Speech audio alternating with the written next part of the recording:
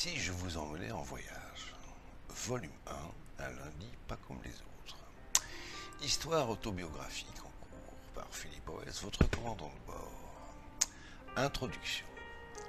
La genèse de cette aventure extraordinaire, qui a réellement débuté le 10 novembre 2015 et qui est restée en jachère depuis le 29 décembre de la même année, et avant que l'on me permette de la poursuivre, mais cette fois de la porter à terme, raconte toutes les phases, les unes mises à la suite des autres, d'une semaine type, d'une journée après journée, telles que je les ai fabriquées dans un rêve.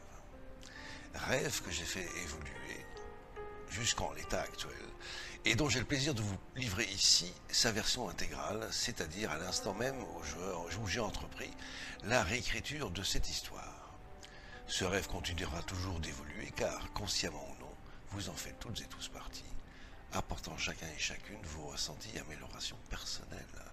Donc, un grand merci à vous pour votre contribution attentionnée. Alors, prêtes et prêtes pour le décollage? Ici, pas besoin d'attacher votre ceinture, car rien de fâcheux ne risque de vous arriver, bien au contraire d'ailleurs. Les prévisions météorologiques pour ce vol sont optimales. Soleil radieux, vent clément et porteur. Aucun trou d'air n'est à signaler, ce qui augure un voyage de rêve. Et ce sera le cas. Alors, déployez-vous, superbes grandes ailes blanches, et envolez-vous avec moi. C'est parti.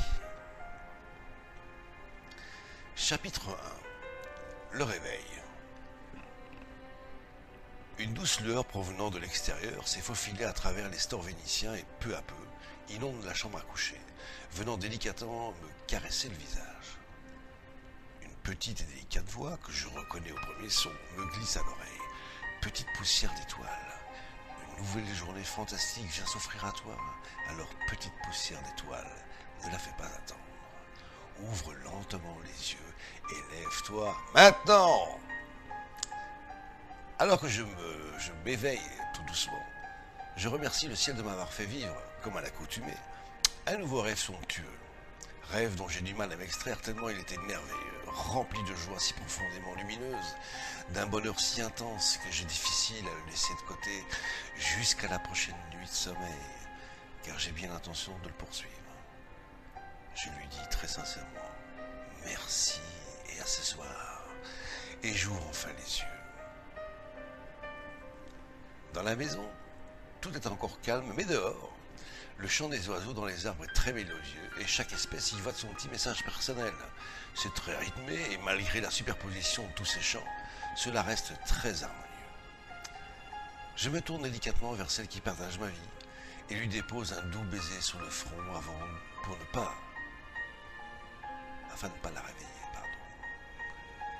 Elle arbore un joli sourire angélique, signe qu'elle doit vivre également son rêve merveilleux. Je me redresse doucement et sors du lit, mettant un pied après l'autre sur la terre ferme, et me dirige vers la grande porte-fenêtre qui est orientée plein est. J'écarte sans faire de bruit les rideaux, le voile transparent, et ouvre la porte-fenêtre que je franchis sans bruit, et me retrouve à présent sur la terrasse, d'où je peux apercevoir la majeure partie du domaine qui entoure notre belle et grande demeure. Le fond de l'air est encore un peu frais, et le vent quasi nul. L'aube est pour bientôt, car à l'horizon, pointons déjà juste derrière le lac, au-dessus du lac, qui délimite ce côté de la propriété, et s'y reflétant apparaît en cette période de l'année la pleine Mercure, encore toute brillante. Oui, des fois c'est Vénus. Elle tire sur son dos le soleil qui ne va pas tarder à se montrer à son tour.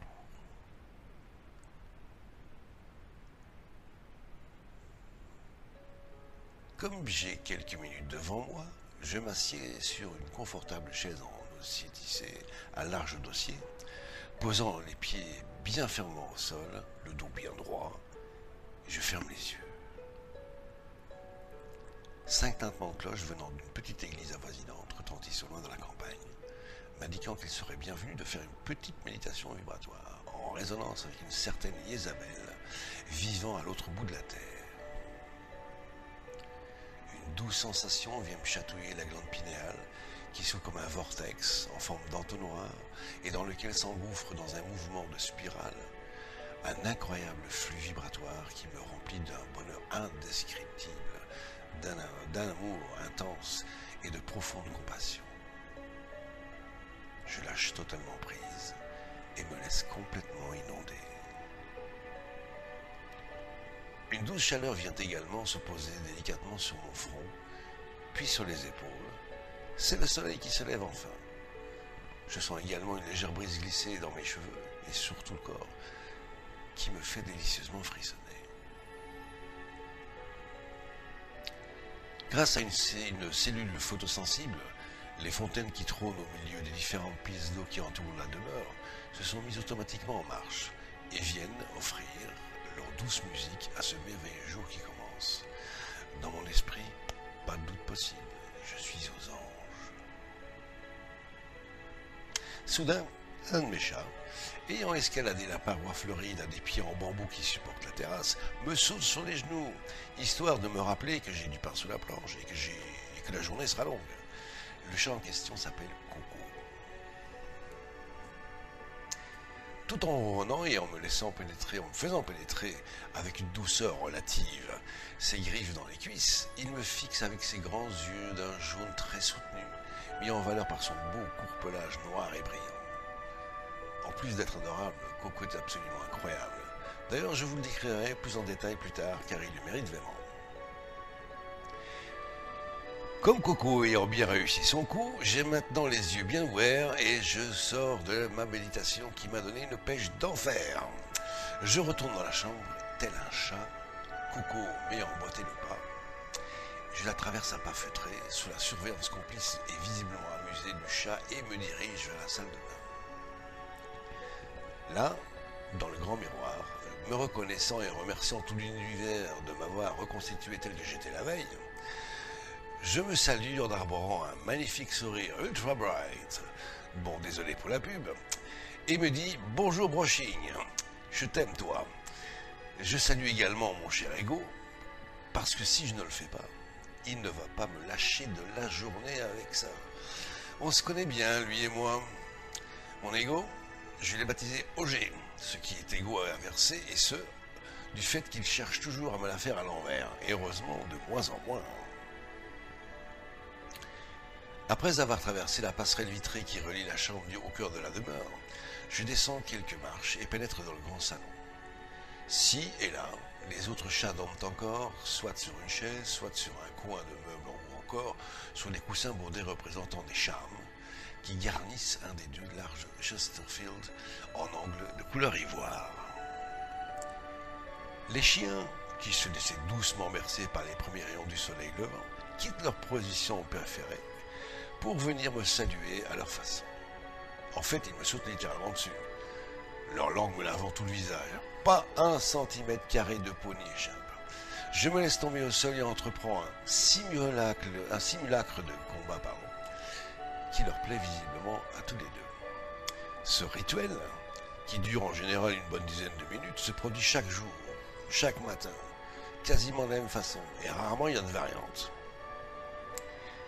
Gaïda est un chien de 3 ans et demi, de type berger, disons mélangé, fruit d'un croisement entre un berger belge Tervuren et un berger suisse bernois, d'une intelligence redoutable. Il m'accompagne partout où que j'aille, et par tous les temps. Sa robe mi-longue est de couleur fauve, et il a un long museau noir. Le contour de ses yeux est blanc crème, ce qui lui donne un look très original. C'est peut-être aussi pour ça que tout le monde l'adore.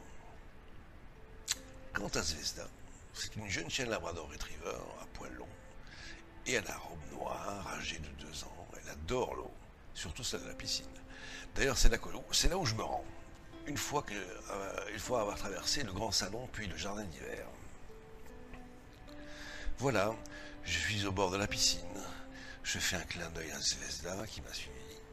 Et sous les encouragements de tous les oiseaux nichés dans les arbres, nous plongeons tête la première dans cette eau claire et fraîche.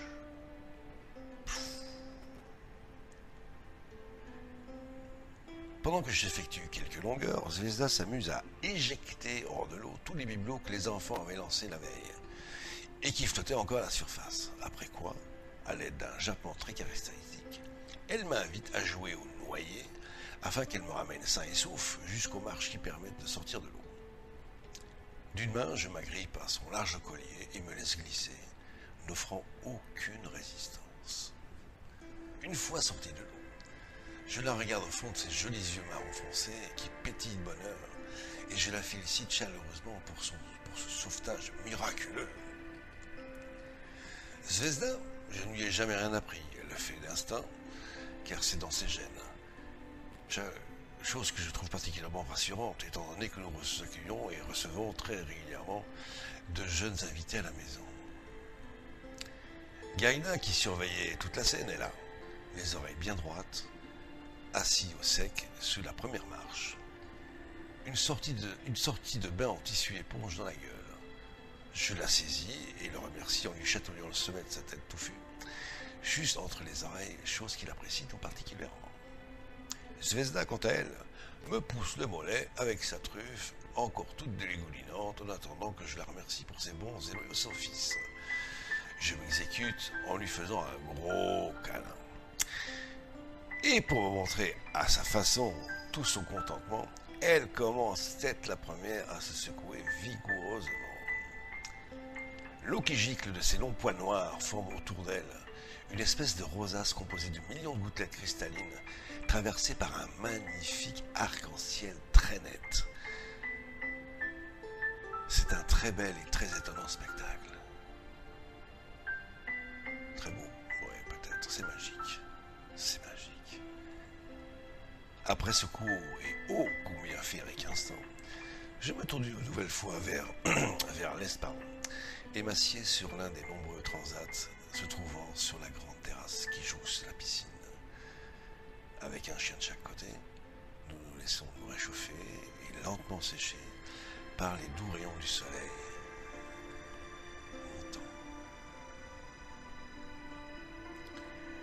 Une petite voix intérieure me fait savoir qu'une nouvelle micro-méditation vibratoire serait la bienvenue. D'ailleurs, l'information est confirmée par les 6 coups de l'église, comme quoi la synchronicité, c'est quelque chose d'irréfutable.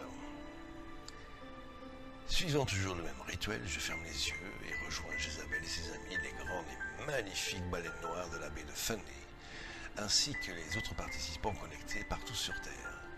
Et une fois de plus, je lâche prise. À chaque fois, les vibrations augmentent en intensité et en profondeur, car de plus en plus de personnes nous rejoignent, et ce, selon la disponibilité de chacun. Je vais oser un seul mot, pour essayer de vous décrire ce que je ressens à chaque fois que j'ai l'honneur et le plaisir de rejoindre cette invitation de groupe. Ce mot pourrait être un immense « Waouh ».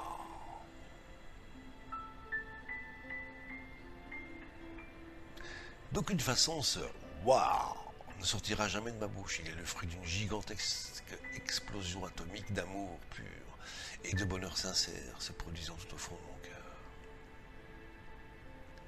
C'est un joli moment de paradis sur Terre.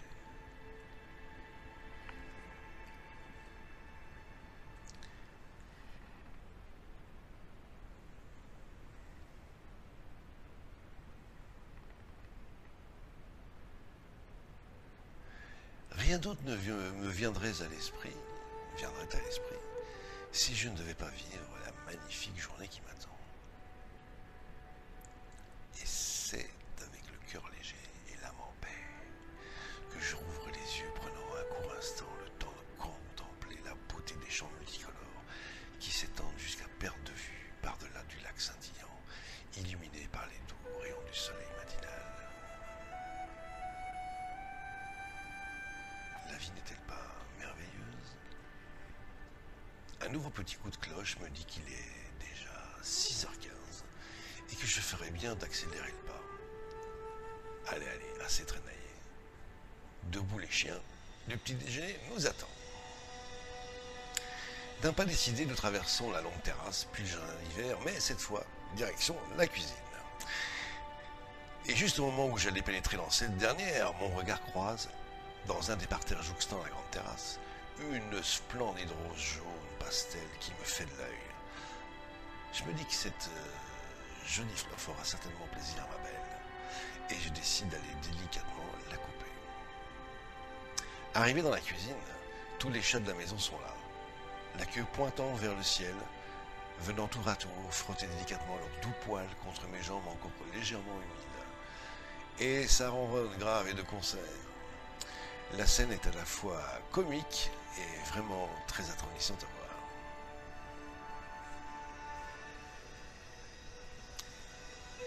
Comme nous sommes dans un rêve, sous la forme d'un voyage, et comme c'est encore moi et jusqu'à preuve du contraire le commandant de bord, je décide d'arrêter les aiguilles de la pendule qui ornent un des coins du grand salon, afin de prendre le temps nécessaire pour vous présenter un à un cette attachante petite bande de joyeuseries à quatre pattes.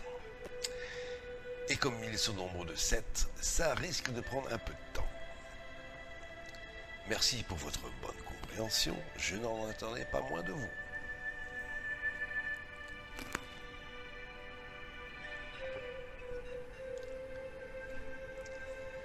Ces 7 joyeuseries sont issues de 2 générations différentes. Parmi les derniers arrivés, il y a tout juste 14 mois, nous avons dans le désordre Patch, une femelle à la robe en écaille de tortue, surnommée la gentille petite voleuse.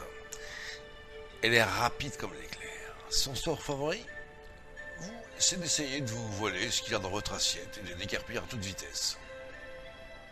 Bon, avouons quand même qu'il est très câline et possède un caractère toujours heureusement positif. Mimi, la mignonne, a la robe tigrée claire qui a comme hobby le fait de s'accaparer des places les plus chaudes de ses congénères. Allez hop, dégage. Et si elle a jeté son dévolu sur un de vos vêtements préférés, ce sera la bagarre assurée pour le récupérer. Zaza, la vampe, a la robe noire tachetée de façon irrégulière, avec des touches beige, claires et marron foncé, un peu partout, ainsi que sur le pourture de son œil droit. Et son truc favori, c'est de se frotter contre vos jambes quand vous sortez du dessous de la douche, et le tout assorti d'un concert de miaulements très aigu. Il y a encore Rookie, qui, comme son nom l'indique, est un gros matourou tigré genre Garfield, dont le surnom est Pavarouki, parce qu'il adore chanter tout le temps, de jour comme de nuit. Et il adore vous accompagner quand vous allez à la toilette. Pourquoi? Alors ça, je l'ignore. Et pour terminer avec ces 5 merveilleux poilus, je devrais dire joyeux petits diables, tous issus de la même portée, nous avons Tigré. Un vrai petit amour, dont je vous laisse deviner la couleur de sa robe, qui est tout bonnement, tout simplement, adorable. Et si vous regardez avec ses grands yeux doux, remplis d'amour, ce qui le rend très craquant.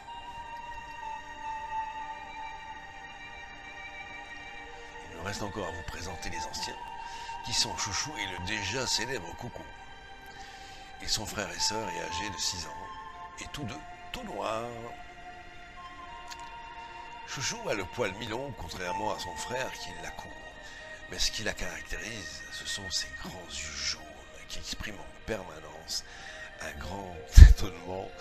Et puis comme Rookie, elle aussi adore chanter de jour comme de nuit. À part ça, c'est une vraie crème. Nous arrivons enfin à Coco. C'est vraiment un sacré Coco en effet, mais pas dans le sens où vous pourrez l'entendre.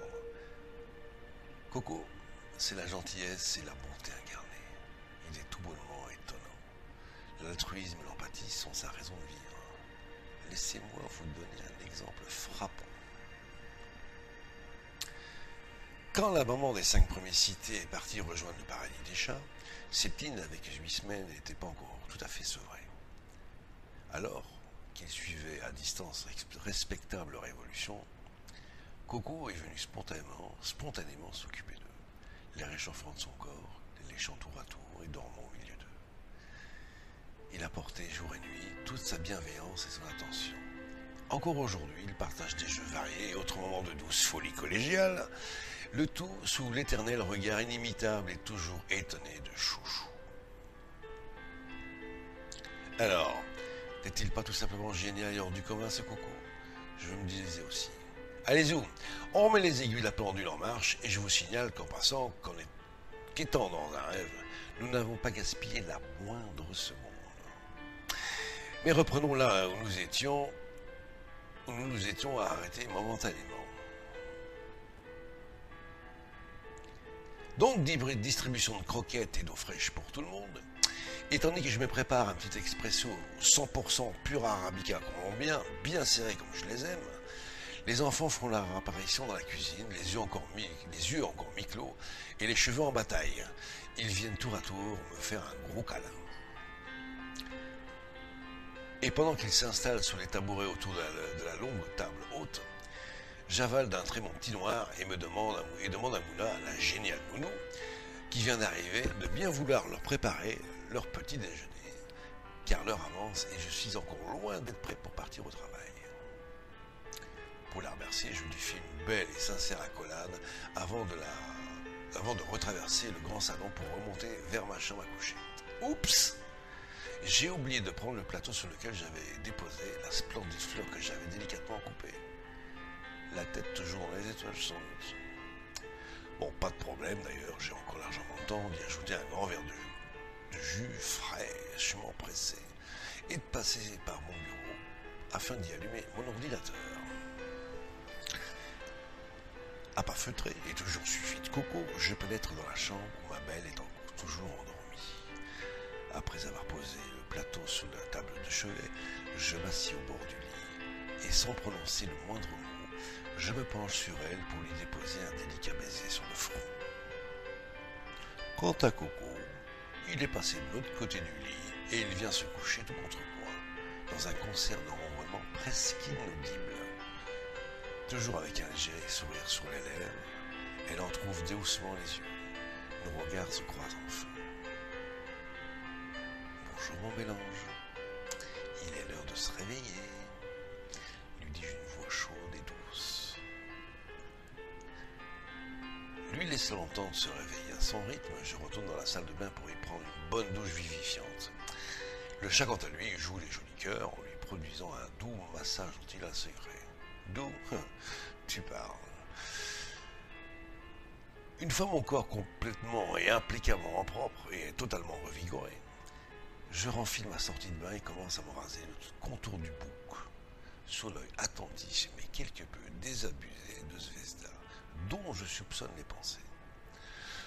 Ce qui, traduit en langage humain, donnerait à peu près ceci. Pourquoi, et surtout après des dizaines de millénaires, voire des centaines, les hommes n'ont-ils toujours pas compris que cela ne servait strictement à rien de se raser les poils, puisque ceux-ci repoussent sans arrêt? Seraient-ils donc tous stupides? Laissant à cette brave chienne ses considérations personnelles, je me brosse énergiquement les dents puis me sécher les cheveux. Ma chère et tendre épouse vient me rejoindre devant ce grand miroir. Elle porte à la bouche le présent que j'avais déposé à son attention sur le plateau. Et c'est à son tour de m'offrir un tendre baiser sur la bouche avant de... Je suis au regret de devoir censurer la suite, car de jeunes enfants liront certainement cette belle histoire, et donc je n'ai aucunement la moindre volonté de vouloir les choquer de quelque façon que ce soit. Désolé, c'est toujours et encore moins le patron. Mais reprenons ce récit à la fin de cette scène dont je vous laisse imaginer le contenu, et ne perdez pas de vue que vous aussi participez à la création de ce rêve. Je suis maintenant dans mon dressing, et oui, mon épouse et moi avons chacun le nôtre. Et je dois faire le meilleur choix vestimentaire qui soit, et ce en fonction des différents rendez-vous auxquels je vais participer tout au long de cette belle journée. Mon choix se porte sur un costume 3 pièces, en lin beige clair, une fine chemise blanche en coton, une cravate ainsi qu'une pochette en verre pâle à petits points blancs. En ce qui concerne les boutons de manchette et la pince-cravate, ce sera comme d'hab, c'est-à-dire or et labradorite, bleu nuit. Et pour les pieds, également du beige clair et le tout en coton pour les chaussettes et toile de chanvre pour les chaussures. Une fois habillé, je retourne à la salle de bain afin de me coiffer et me parfumer. Azzaro, Armani, Boucheron, envoie une question qu'elle est bonne, comme dirait un certain Michel. La chienne étant toujours dans les parages, je lui demande donc son avis, lui présentant tour à tour les flacons. Waouh, waouh, waouh, fait-elle quand elle a Armani devant la truffe. Ça tombe pile poil avec ce que j'avais l'intention de me mettre sur les joues. Merci pour ce choix judicieux, lui dis-je en lui caressant le sommet de son crâne large, sous le regard amusé de mon épouse qui sort de la douche, sous les beaux miaulements très aigus de Zaza, qui était gentiment assise sur la corbeille à linge. Tout en rajustant ma cravate, elle me lance d'un ton sarcastique et l'œil moqueur. Et tu vas où comme ça aujourd'hui? Sapé comme un prince, hein? Encore jouer les jolis cœurs? Avec un regard malicieux, je lui réponds, mais ma princesse adorée, tu sais bien que tous les lundis, je teste mes pouvoirs d'attraction et de séduction auprès de chaque jolie femme dont je croise les regards. Quelle question bizarre. Et pendant que nous dirigeons, elle vers son dressing et moi vers la cuisine, nous éclatons de concert dans un énorme fou rire.